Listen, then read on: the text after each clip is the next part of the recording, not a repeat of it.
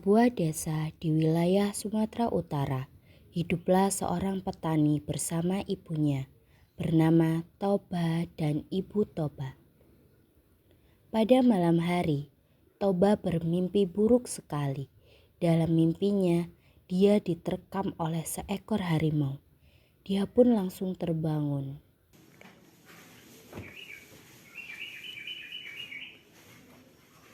Ketika dia sedang memikirkan apa arti dari mimpi itu, tiba-tiba ibunya batuk dan sesak napas.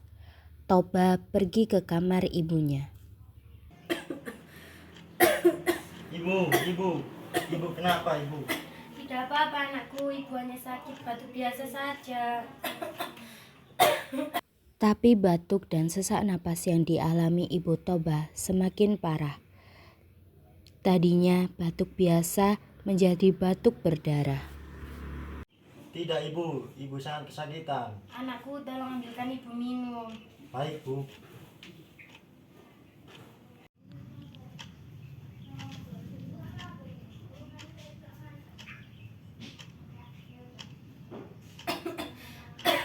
Anakku, ibu sudah tidak tahan lagi. Mungkin ajal ibu sudah dekat. Tidak ibu, jangan tinggalkan Toba sendirian di sini ibu. Kamu kan anak kuat, pasti kamu bisa. Tidak ibu, jangan tinggalkan Toba sendirian di sini bu. Kini dia hidup sendiri dan rajin bekerja, walaupun lahan pertaniannya tidak luas. Di suatu pagi yang cerah, Toba pergi memancing di sungai. Lama sekali dia menunggu hingga dia putus asa. Tuhan, semoga aku hari ini mendapatkan ikan yang besar. Beberapa saat setelah kailnya dilemparkan, kail tersebut bergoyang-goyang, lalu ia segera menarik kailnya.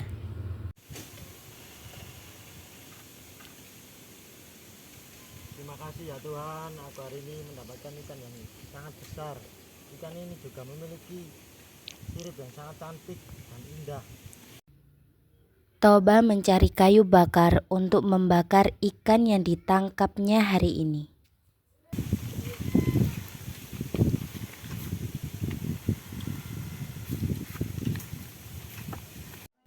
Ketika ia sedang mencari kayu bakar, tiba-tiba ikan yang ditangkap oleh Toba berubah menjadi seorang gadis yang cantik jelita. Toba pun datang dan membawa kayu bakar. Toba terkejut ketika melihat ikan di ember tidak ada. Jangan takut Pak, aku juga manusia sama seperti kamu. Aku telah berutang budi padamu karena telah menyelamatkanku dari kutukan sang dewata. Alangkah cantiknya gadis ini. Seandainya saja dia mau menjadi istriku. Aku mau jadi istri kamu. Benarkah? Tentu saja. Rupanya gadis itu bisa membaca keinginan hati Toba. Namaku Toba. Mari kita lekas pulang. Aku tidak sabar untuk mengenalkan kamu menjadi istriku. Tapi aku punya satu syarat. Apa syaratnya? Jika kita sudah menikah nanti, kamu tidak boleh mengungkit aku sebagai seorang ikan. Karena bila hal itu akan terjadi bencana besar yang akan menimpa desa ini. Saat mereka memasuki kampung halaman Pak Toba, ada dua wanita yang tidak suka akan kehadiran gadis cantik itu.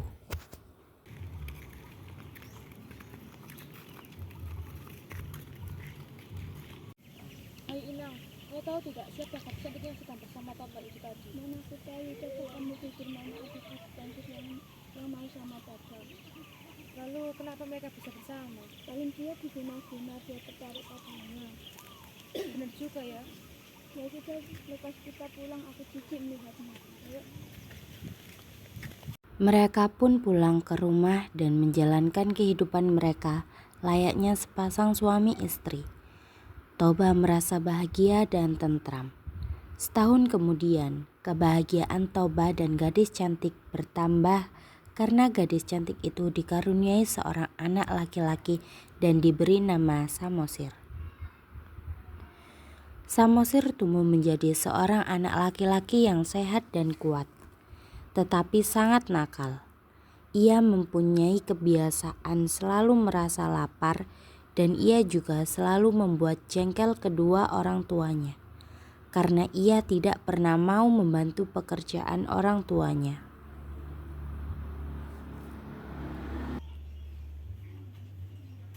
Bu, mana makanan siang untukku? Tadi sudah aku siapkan di atas meja. Samosir, mana makanan tadi? Ya sudah aku habiskan lah, Bu. Karena aku masih dalam masa pertumbuhan. Ya udah ya, aku main dulu. Samosir. Ibu ini selalu aja menganjakan dia. Saya ini lapar, Bu. Sabarlah Pak, ingat dia buah hati kita satu-satunya. Jangan biarkan hal sepele seperti ini membuatmu emosi. Ya sudahlah, buatkan saya makanan lagi. Tunggulah, saya akan buatkannya. Toba masih bisa menahan kesabarannya, namun kesabaran seseorang pasti ada batasnya. Ibu di dapur sedang menyiapkan makanan untuk suaminya, sedangkan anaknya Samosir sedang asik bermain dengan teman-temannya di depan rumah.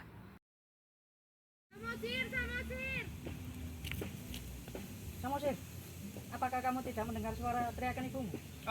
Males banget aku. Aku lagi asik main. Sudahlah, Ibu malah panggilku. sudahlah, kamu pergi saja membantu ibumu. Ya udah deh. Aku pergi dulu ya. Baik, Samosir. Busur.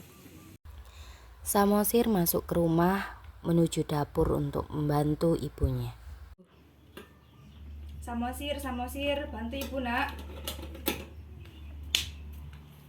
Dari mana saja kamu? Dari tadi ibu panggil kamu tidak dengar. Aku lagi main di luar, Bu. Oh, sudahlah, minta tolong kamu antarkan bekal ini untuk bapakmu di sawah. Kasihan dia sudah menunggu. Alah, ibu aja lah yang pergi. Ibu sudah masak Samosir, cepat kamu antar, nanti dia marah. Ya udah sini. Dari awal, Samosir memang sudah tidak berniat mengantarkan makanan tersebut. Sesampainya di pertengahan jalan,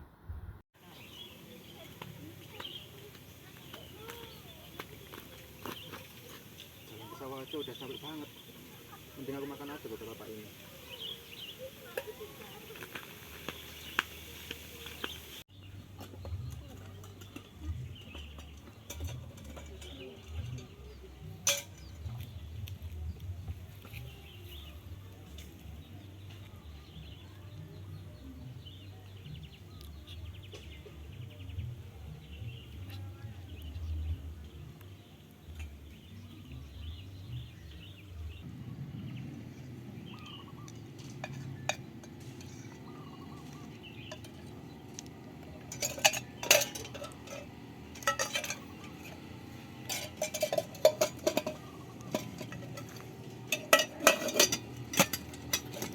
tanpa sadar bekal tadi telah habis dimakan oleh Samosir. Lalu dengan perasaan tidak bersalah, Samosir pun pulang melanjutkan permainannya. Bapaknya yang sudah kepanasan dan kelaparan menunggu memutuskan untuk pulang. Sesampainya di rumah,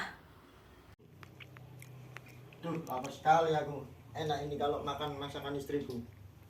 Samosir, kau kemana kan masakan ibumu? Sudah aku habiskan lah, Pak. Waktu jalan ke sawah, aku lapar banget. Makanya aku habiskan. Dasar anak ikan, ragu sekali kau. Samosir menangis lalu pergi berlari menemui ibunya di ladang. Kenapa kamu menangis, anakku? Apa benar, Ibu? Aku anak ikan. Siapa yang berkata seperti itu? Jawab ibu, nak. Bapak yang bilang pada aku, Ibu. Bapak bilang aku adalah anak ikan. Makanya aku ragus. Iya, anakku, kamu adalah seekor anak ikan. Ibumu ini adalah ikan sebelum menikah dengan bapakmu. Sekarang segeralah pergi mendaki bukit yang terletak tidak jauh dari rumah.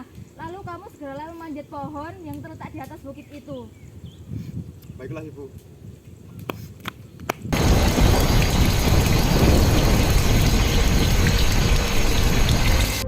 Tiba-tiba ada suara yang muncul dari langit. Suamimu sudah melanggar janjinya. Sekarang kamu tidak bisa hidup di muka bumi ini. Kau harus meninggalkan muka bumi ini. Kau harus kembali ke tempat asalmu, yaitu kembali ke sungai menjadi ikan. Kau tidak berhak lagi tinggal di sini. Cepatlah kembali pergi ke sungai. Setelah mendengar suara gaib, seketika itu juga Samosir lenyap tanpa jejak dan bekas. Tiba-tiba langit menjadi gelap dan turun hujan yang sangat deras disertai petir.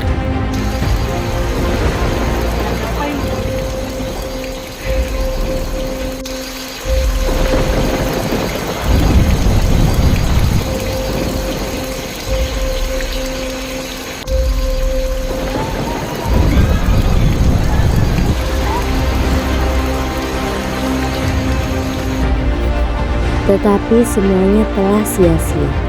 Mereka sudah terlambat. Sungai di desa mereka akan meluap dikarenakan hujan deras ini. Tak lama lagi, air di sungai desa mereka akan mengenangi desa mereka. Akhir cerita, setibanya istri Toba di tepi sungai, mendadak langit menggelap. Kilat menyambar disertai bunyi gemuruh yang menggelegar.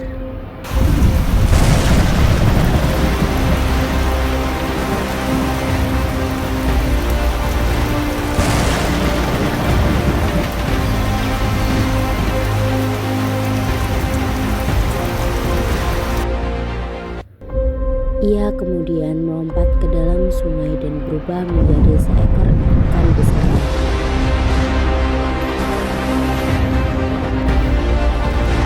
Toba tak bisa menyelamatkan dirinya. Ia mati tenggelam oleh genangan air. Lama-kelamaan genangan air itu semakin luas dan berubah menjadi danau yang sangat besar. Kemudian hari, orang-orang menyebutnya Danau Toba, dan pulau kecil yang di tengah-tengahnya dinamai Pulau Samosir. Pesan moral yang terkandung dalam legenda Danau Toba, di antaranya kita harus menepati janji dan tak mengumbar amarah, karena penyesalan selalu terjadi di akhir. Maka berpikirlah sebelum berucap.